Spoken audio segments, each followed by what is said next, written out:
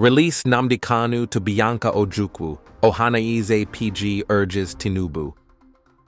Former campaign spokesman for the All Progressives Congress, APC, presidential campaign in the Southeast, Denge Josef Onoh, has appealed to President Bola Tinubu to release the detained leader of the Indigenous People of Biafra, IPOB, Mazi Nnamdi Kanu, to the Minister of State for Foreign Affairs, MB.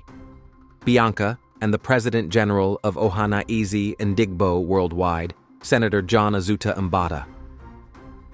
Onoh also suggested that each governor of the Southeast states shall nominate the chairmen of their respective traditional rulers' councils to be led by the Obi of Onitsha, HRH Igwe Nnaemeka Achebe, to sign the undertaking with the National Security Advisor, NSA, in the bail bond.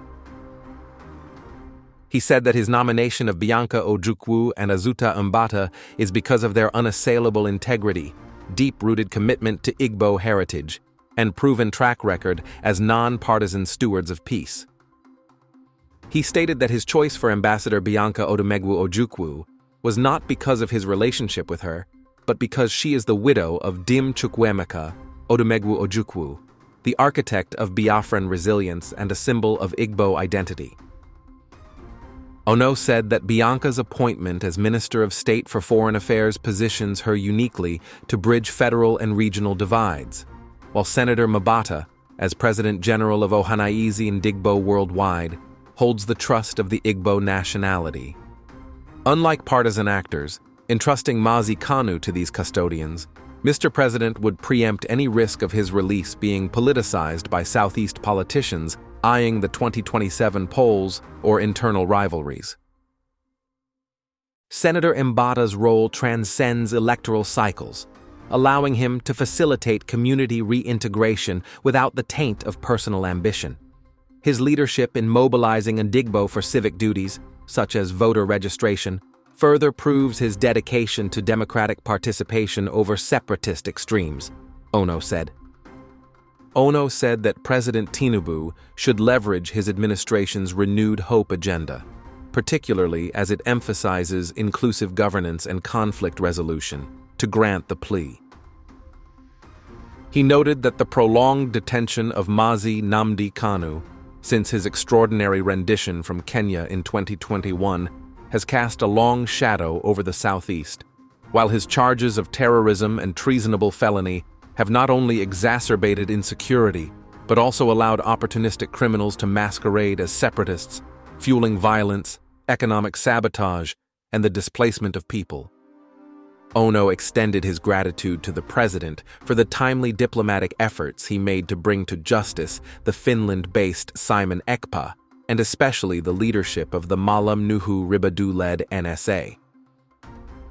Speaking further, Onoh said that he is aware that President Tinubu knows that the release of Mazi Kanu is not merely a legal or humanitarian imperative, but a strategic pathway to de-escalate tensions, unmask genuine agitators from bandits, and restore investor confidence in the Southeast.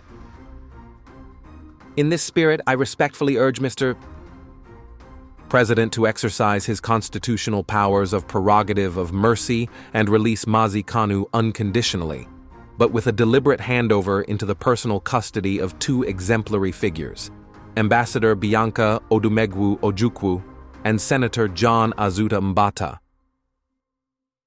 This approach would transform a potentially divisive act into a unifying gesture, ensuring that Mazi Kanu's reintegration serves the collective good rather than narrow ambitions. This handover would signal your commitment to inclusive federalism, honor the Southeast's contributions to Nigeria's democracy, and align with global best practices for resolving separatist tensions through trusted mediators. Releasing Mazi Kanu under these safeguards would not only quench the fires of agitation, but also fortify the renewed hope agenda, proving that Nigeria's unity thrives on justice, not coercion. I stand ready to support this process in any capacity and beseech you to act swiftly, Onoh pleaded.